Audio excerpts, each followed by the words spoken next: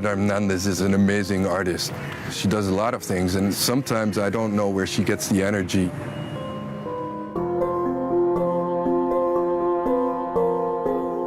Yo me considero de la generación de artistas que fueron autodidactas, de otras formaciones, que estudiamos otra licenciatura que no tenía que ver con artes visuales, que obviamente también pues van enriqueciendo, ¿no?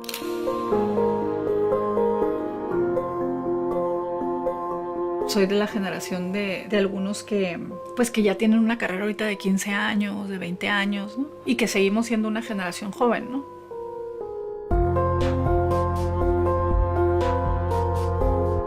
Ingrid's work is unique in many ways. For one, for the ways in which she's so skilled as a photographer, but particularly, the unique ways in which she is able to, capture the spirit or personality of places and environments. She works more like a researcher or an investigator, which is obvious with her background in sociology. En el caso de Ingrid, no es un otro que observa a alguien o que produce en relación a otros, ¿no? Es esta comunidad pensándose a sí misma, es esta comunidad reflexionando críticamente lo que le significa la frontera, lo que le significa ser mujer, lo que le significa ser artista. And that's when photography becomes something of value, and that's fascinating. She's one of the big ones, according to me.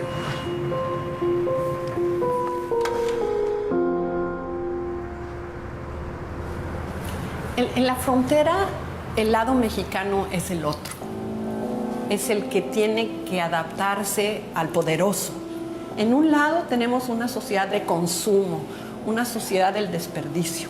Y por el otro lado, pues una sociedad con unas necesidades altísimas que puede vivir de lo que el otro considera basura. En el 2000, 50% de las casas eran autoconstruidas con basura de Estados Unidos, ¿no? Hay mucho uso de cosas de segunda. El 30% de las casas estaban ubicadas en zonas de riesgo. Una ciudad en donde el 70% de los trabajadores son migrantes. Una ciudad generosa en términos de darles oportunidad a todos de crecer. Una ciudad caótica. Pero no es una sociedad o una comunidad que se victimiza, que dice, ay, pobre de mí, solo tengo esto, sino que lo hace a partir de formas creativas. Creativity is all around, and you can see it on the streets, be it in food, be it in art. Y es en sí mismo un laboratorio de la posmodernidad, de la globalización, de lo local. O sea, ¿qué quieres? Asimetría, poder, corrupción, resistencia, precariedad, humanidad. Ahí está todo. Tijuana es muy interesante porque está llena de contradicciones también, ¿no? The people show resilience, and I think that's beautiful to see.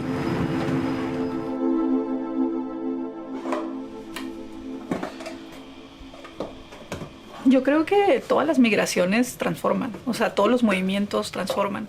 Yo me concentré muchísimo en estas migraciones que tienen que ver como con buscar mejores oportunidades de vida, empezar de nuevo, ¿no? Que tiene que ver con la historia de vida de mi familia, ¿no? Todo lo que mi abuela logró. Resulta admirable su historia de haber llegado aquí a Tijuana con cajas de cartón como maletas, ¿no? Mi abuela migra en los 50, entonces ponle tú como a mediados de los 50, casi finales, pone el restaurante y es una chilanga que llega a Tijuana y no habla nada de inglés, pero todo aquí está en inglés y el nombre que le pone el restaurante es Licha's Place, porque se llama Alicia, ¿no? Haber podido tener un negocio y que de ahí, de su propio trabajo, pudiera ir haciendo un patrimonio. Entonces, pues, esa es como una historia linda, ¿no? Martes 29 de diciembre es mi cumpleaños, 29 de diciembre. Del 81, venta 1122. Y así está todo, mira. Yo crecí en el restaurante de mi abuela. Yo nací ahí. Era un espacio que no estaba pensado para habitarse, o sea, no era una casa, ¿no? Entonces teníamos ahí un sofá que era una especie de sala, ¿no? Con un librero ahí, y luego la cama, que era el cuarto, porque no había ninguna división. todo el tiempo comíamos en el restaurante, ¿no? Ahí desayunaba, ¿no? Ahí comía, me iba a la escuela, regresaba, hacía la tarea. Ahí en el restaurante, no la hacía en lo que era mi casa. En realidad ya nada más llegaba a dormir y era el lugar donde me bañaba, ¿no?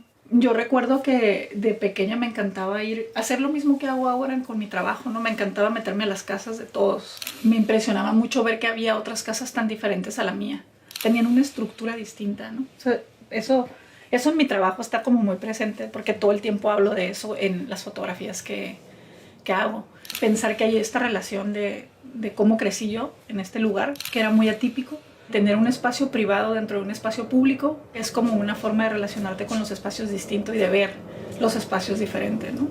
Hay una parte ahí que tiene que ver mucho con sensaciones, con emociones, ¿no? Con algo vivencial. Bueno, está bueno.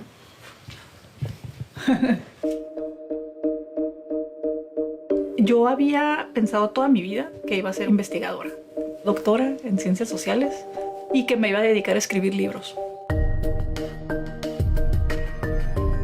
Yo estudié sociología y luego estudié una maestría en el Colegio de la Frontera Norte. Gracias a esa experiencia me di cuenta que no quería ser investigadora, pero también desde la adolescencia me gustaba mucho la fotografía. Como a los 15, 16 años me metí a un taller de fotografía y sí, seguí estudiando fotografía en Guadalajara. En realidad era una cosa como de gusto. Cuando entré a la universidad y después a la maestría, en 6 años, nunca tomé la cámara y hice una foto. Y en cuanto salí de la maestría, empecé a agarrar la cámara. Entonces lo que yo hice fue lo que ya hacía. Me iba a conocer la ciudad. Yo ya lo hacía desde toda la vida, ¿no? Desde que yo estaba chiquita salía, caminaba y conocía. Y me acuerdo que me llamaba mucho la atención ir a ver hacia dónde estaba creciendo la ciudad. Y me acuerdo que me iba a los cerros y empezaba a tomar fotos de cómo iban construyendo las casas. Y luego empezaba el asentamiento irregular. Y empecé a visitar el lugar y a caminar por ahí con la cámara. Empecé a platicar con la gente y me abrieron las puertas. No solamente es que me dejaran trabajar, sino que hicimos una relación muy interesante, ¿no? Poco a poco eso se fue convirtiendo en mi metodología de trabajo.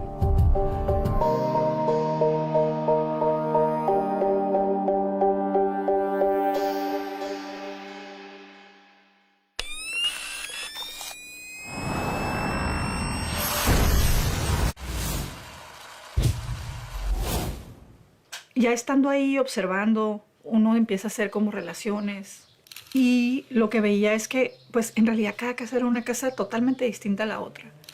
Quiere decir entonces que la forma en que ellos han crecido en sus lugares de origen tiene que ver con la manera en que ellos ahora reinterpretan estos materiales y construyen su vivienda. Un bagaje cultural con el que ellos ya llegan aquí a Tijuana. El primer proyecto que hice se llama Tijuana Comprimida y ese proyecto lo hice en el asentamiento Nueva Esperanza. El proyecto consistía en hacer fotografías de cómo eran utilizados los materiales para la construcción, cómo personalizamos el espacio y cómo este bagaje del que venimos se traduce ahora en una edificación particular aquí en Tijuana. A la par de las imágenes, yo lo que hice fue hacer entrevistas. Yo recuerdo perfectamente bien que estaba un hombre construyendo esta casa y una de las preguntas era ¿qué le gusta de su casa? Y yo me acuerdo que yo pensé, no, pues esa pregunta es muy fuerte porque yo creo que me va a decir que no le gusta nada. Porque yo veía la casa que estaba, irónicamente, la estaba levantando, la estaba construyendo, pero esa casa estaba como a punto de caerse. Y la respuesta que él me dio, a mí me dio una cachetada que nunca en la vida se me va a olvidar. Que cuando me dice, de mi casa me gusta todo, porque la estoy construyendo para mi hijo que acaba de nacer. Y yo me acuerdo que me sentí como, ay, así como un golpe bien fuerte, ¿no? Porque jamás en mi vida yo me hubiera podido imaginar una respuesta de ese tipo, ¿no? Y o sea, sí me sentí como una clase mediera, ingenua y tonta, ¿no? En ese ambiente. Es gente que dentro de las condiciones en las que vive, siempre está construyendo una posibilidad, ¿no? Con lo que hay.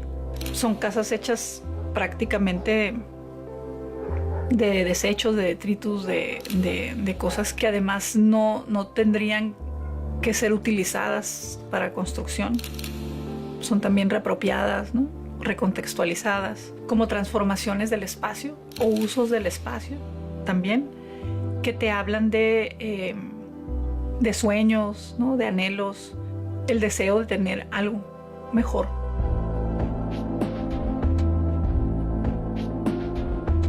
Cuando tú trabajas con situaciones de vulnerabilidad, hay que ser cuidadoso porque es muy fácil exotizarla y es muy fácil la romantización de la pobreza o la romantización de la precariedad. Si tú no logras captar la complejidad, la estás sobresimplificando y en cierto sentido o exotizando o estereotipando.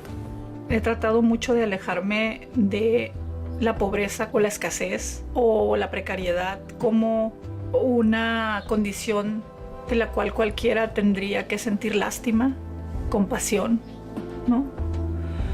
La diferencia está en no quedarte en lo evidente, en la superficie. En la medida en que lo haces críticamente, tú no llegas a ver ese otro de una manera sensacionalista o extravagante porque tú eres parte del otro.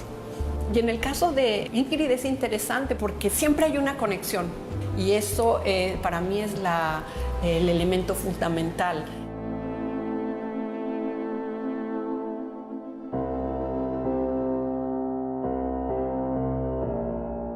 Este libro se llama Irregular, compila proyectos del 2004 al 2008. Son como unos 4 o 5 proyectos, pero además de eso hay una narrativa que tiene que ver como de lo exterior a lo interior.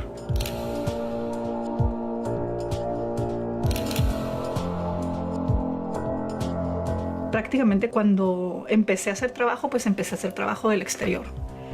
Pasó como un año y medio hasta que entré a las casas, ¿no? Entonces, aquí en Tijuana empecé y a los meses me fui a Colombia a continuar los interiores de vivienda y trabajé con gente desplazada por violencia. Y ahí, bueno, encontré obviamente otro tipo de materiales que se utilizaban. Pero al final se repiten estas historias tan humanas, ¿no? De cómo vamos construyendo estos espacios de manera tan íntima, ¿no? Que al final eso es lo que me gusta mucho, como poder lograr hacer emerger esas escenas que son a veces tan imperceptibles, ¿no? Pues que tiene que ver con uno, o sea, al final de cuentas tiene que ver con un aspecto de la persona, ¿no? Que hace que eso quede flotando ahí, ¿no?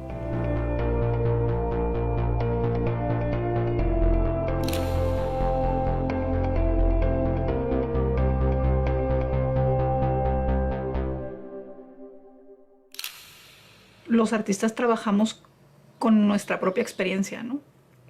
Entonces, pues bueno, a cualquier lugar donde yo me moviera, pues pienso que los intereses serían en la misma línea, ¿no? Nada más cambiaría el contexto. How amazing is it that you can actually connect something that you work on in Tijuana and do it in New York, and it's a different story, but it touches the same issues in a very respectful way with integrity and intelligence. And that is what makes her a very refined photographer. En Nueva York, en el 2011, fui a hacer un proyecto que tenía que ver también con migrantes. Una parte del proyecto fueron los interiores, pero otra parte de los barrios. Estuve 3 meses trabajando todos los días, como 12 horas diarias. Y también si ves las imágenes, pues son imágenes que no parece que estás en Nueva York, en realidad parece que estás en cualquier pueblo de donde ellos precisamente provienen, ¿no? También les pedí que escribieran una carta de su puño y letra, pues era una carta a México, lo que le quisieran decir a México, que básicamente pues se nota que en comparación de cómo viven en Estados Unidos, pues en sus pueblos eran muy felices, ¿no? Y a pesar de que en Nueva York tienen una vida materialmente más resuelta, no viven muy felices, ¿no? Me encanta, ¿no? México es un país con 31 estados y un distrito federal. Tiene una bandera bonita con sus colores verde, blanco y rojo. En el centro tiene un águila sobre el nopal devorando una serpiente. El águila representa la fuerza del sol, el nopal representa el paisaje del Valle de Anáhuac y la serpiente representa las potencialidades de la tierra. Nosotros los mexicanos que vivimos en Estados Unidos no olvidamos nuestro país porque somos de sangre mexicana. Aunque estemos lejos de nuestra patria, te amo México, Hermelinda Huestipa, que ella viene de la Trinidad Tepango, Atlisco, Puebla.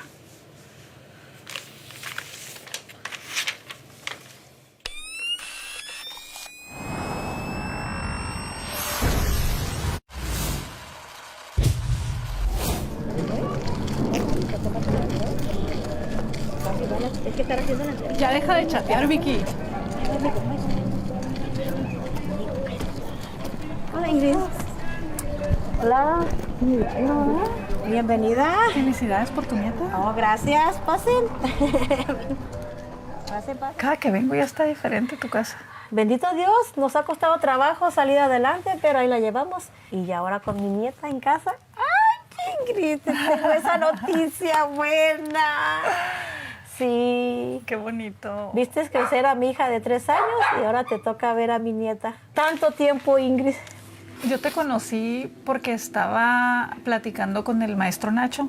Él me dijo, sí, te voy a presentar con Vicky porque Vicky es la que te va a llevar a las casas para que te conozcan. Sí, me acuerdo, te va a marcar Ingrid. Ajá. Y ahí cuando empezamos a hablar. Y yo llegué a tu casa, a la casa de Doña Chole. Sí, Transición es un proyecto que todavía sigo produciendo, pero surge del momento en el que los habitantes que vivían en el asentamiento Nueva Esperanza, que es el asentamiento en el que yo comencé a trabajar y que gran parte de mi trabajo sale de ahí, deciden y negocian con el gobierno trasladarse a otro sitio para formar una colonia, ahora sí, constituida formalmente, ¿no? Pero es un lugar muy alejado, es donde el bordo que sube, hasta donde termina ya no hay nada, donde acaba, o sea, incluso el muro se acaba ahí, el bordo, ahí es donde es el nido de las águilas. Entonces, estamos hablando de un cerro, ¿no? Un poco alejado. Como parte de su discurso es el hecho de que no construyen porque el lugar no es propio, entonces que todo lo hacen con desecho por esa razón. Un poco como que se justifican la idea, ¿no? Entonces cuando llega el momento de la reubicación es como una gran expectativa, ¿no? Y aquí ya habían desmantelado, ¿no? O sea, ya habían quitado, las casas estaban en esta parte, o sea, en las orillitas, todo esto estaban las casas, y acá, y este es el río. Ahora esto está canalizado, o sea, es concreto. Y este es la nueva colonia. Ellos siempre decían que lo que más deseaban era tener su casa propia, ¿no?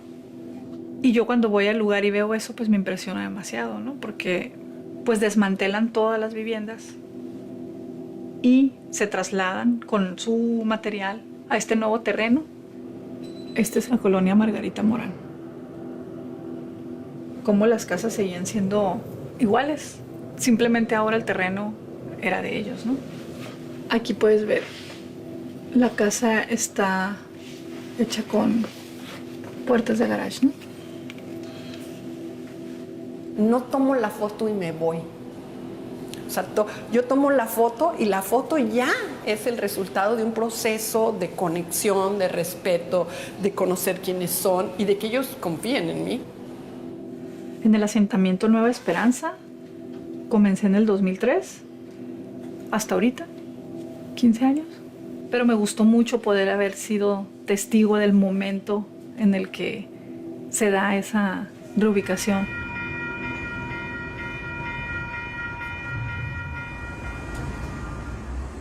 And we are in front here of Ingrid Hernandez's work. Show it in a museum in downtown San Diego. How do you think audience interact with Ingrid's work? I know that's something that we thought really carefully about. You know, one of the things that's so important to her work is the ways in which it does not sensationalize or aestheticize poverty. Not only dignify but humanize those that interesting are not there. Yeah. That's another very important aspect of her work. Tanto esas imágenes como las imágenes previas, todas eliminaban a la gente. O sea, si iba pasando gente, yo me esperaba a que la gente terminara de pasar y entonces disparaba. En realidad, en mi trabajo nunca aparece gente, ¿no? hay como toda una historia, ¿no? Y no necesito poner a alguien ahí para saber que ahí había una persona, qué fue lo que hizo, incluso qué edad puede tener, ¿no? Probablemente hasta el género, ¿no? Es una imagen que, como en todas mis imágenes, no hay alguien, pero está ahí esa persona, ¿no? O sea, hay vestigios de una persona. But at the end, what we see is the human nature. Right. It's fascinating. Last year, we had an exhibition called We Are Here, Estamos Aquí. I reached out to Ingrid Hernandez, and one of the projects she was working on was Nada que Declarar, which was a collaboration between herself and a Dutch artist, Peter Visse. The basic idea was to collect images from the people that are waiting in line to cross the border. And we started a Facebook page, we asked for images. Recibimos alrededor de 700 imágenes. Al final elegimos 10 imágenes, las reprodujimos bajo un sistema que se llama risografía. Queríamos que tuvieran como estéticas muy distintas, porque pues la gente que cruza la frontera es muy diversa. Y hicimos 500 ejemplares de Nada que Declarar, que metimos en un sobre.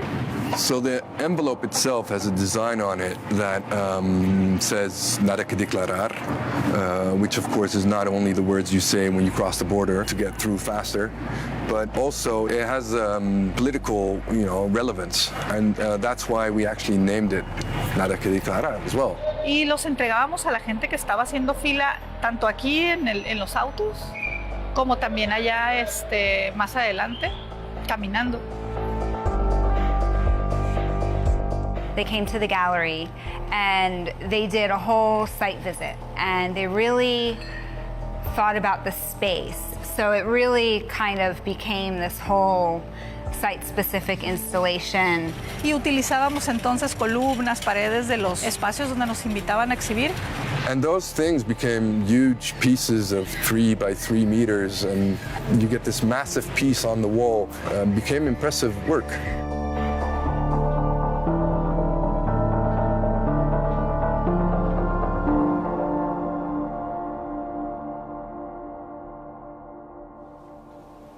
Mi abuela murió a los 96 años. Y esta casa es la casa donde desde hace varios años se hacen todas las actividades de relaciones inesperadas. Que es la casa donde yo crecí con mi abuela.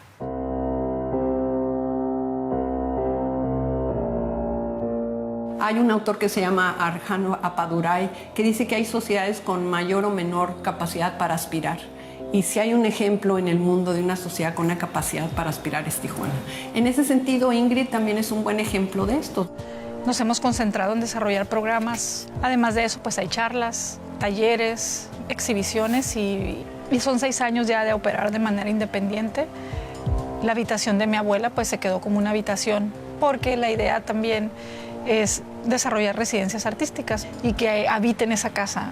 El trabajo o la labor de Ingrid y de otros artistas en todos estos planos se convierte en una esperanza, la esperanza de hacer cosas de abajo para arriba, de construir a partir de premisas diferentes que no son necesariamente ni verticales ni de enriquecimiento, sino son formas alternativas de vivir y ser artista.